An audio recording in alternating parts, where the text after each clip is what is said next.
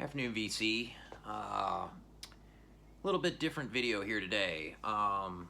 So yesterday was the record convention here in Charlotte that happens now 4 times a year. It's Greg Neal shows. They have it in a hotel in the Ballantyne area, which is pretty close to where I live. Only takes maybe 20 minutes to get out there or so.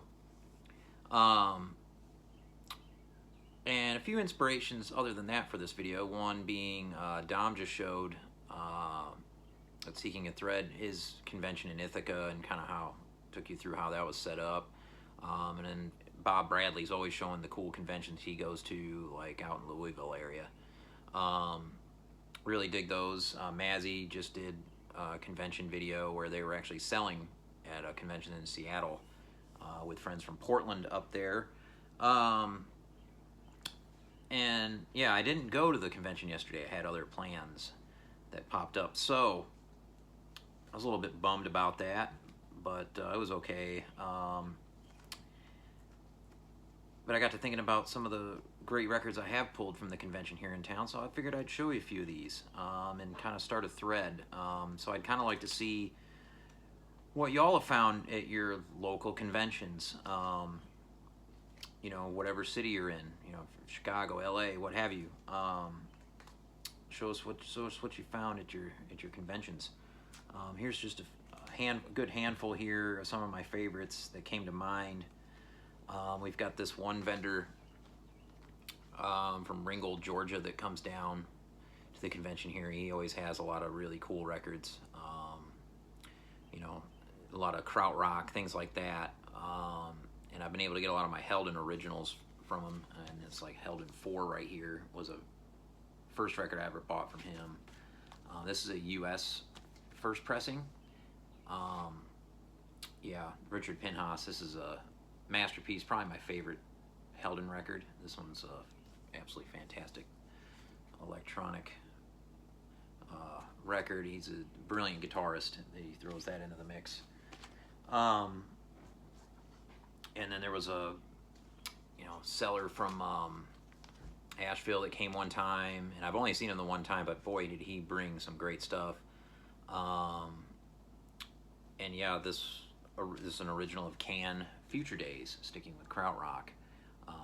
First U.S. copy on United Artists.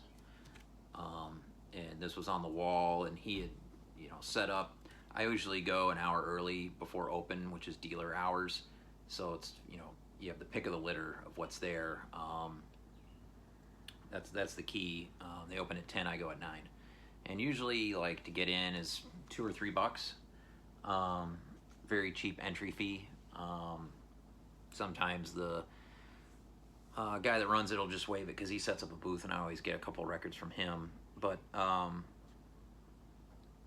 yeah, and the vendors have it's picked up. It got stale for a minute, but then the boom has really taken off, and now there's more vendors, varied vendors, a lot more to choose from, a wide variety of music that you can find. Definitely a lot of rarities, of course, being a record convention. Dealers pulling stuff from out of the vaults at times when they need to make some profit. And yeah, I went through my records and I was like, yeah, it wasn't actually as much jazz as I thought there'd be. So it is pretty varied. So there's a couple krautrock records there. This is one I got at a recent convention for a great deal.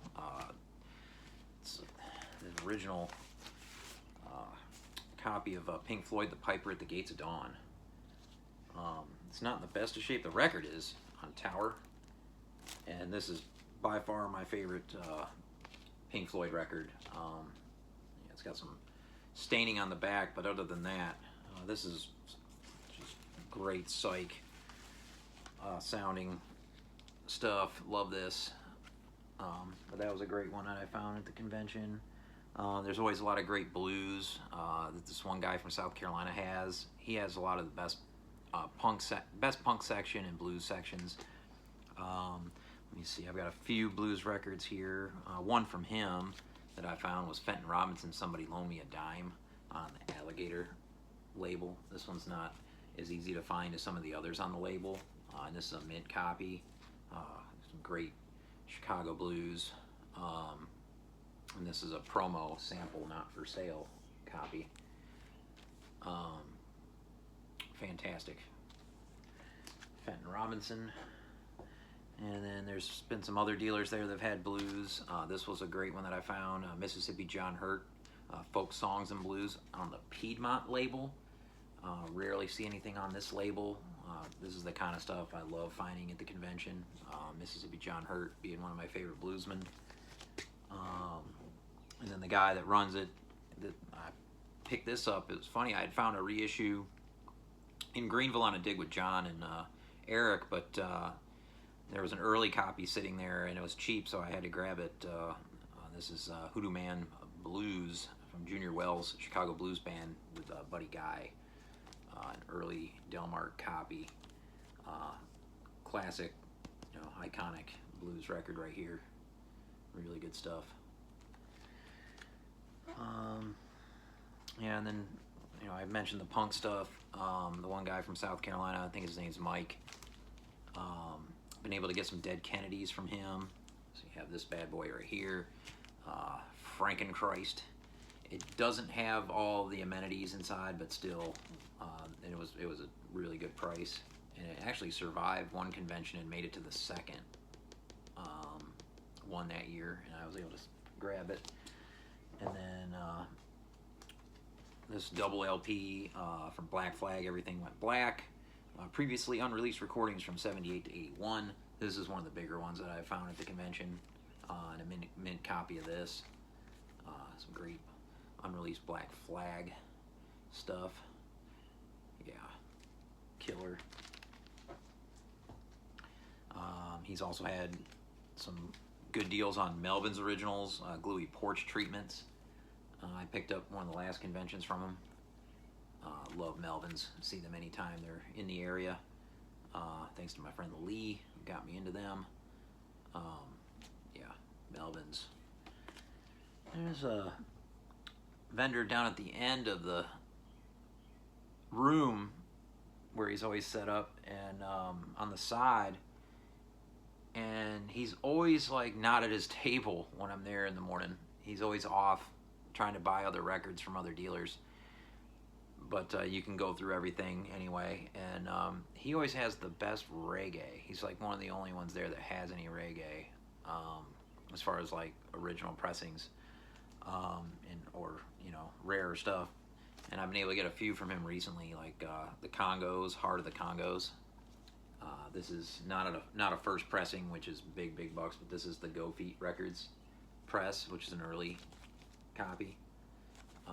Fantastic, essential.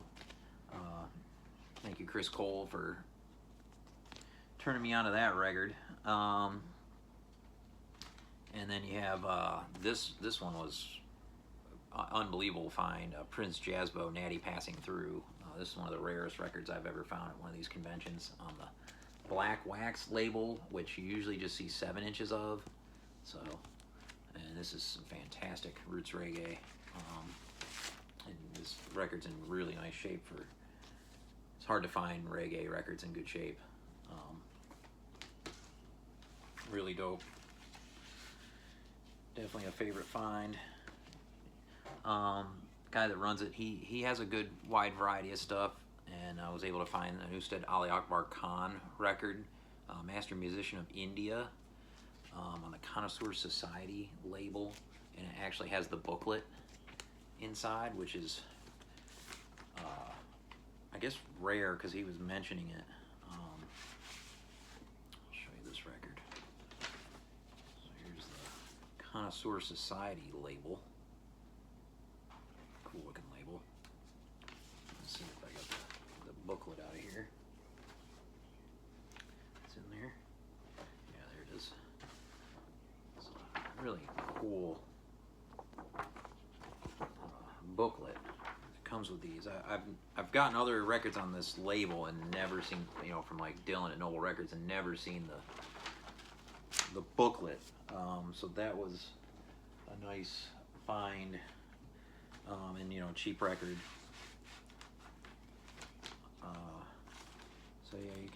find a lot of wide variety. There's another guy who has really good prices on all his records, and I found this one at one of the recent conventions. Nucleus, Snake Hips, etc. Not a record you see every day in the bins. With a wild back cover. Of course, Nucleus, the great UK outfit. Yeah, Ian Carr on trumpet and flugelhorn. Killer stuff. But yeah, like I was saying, not much in the way of jazz lately.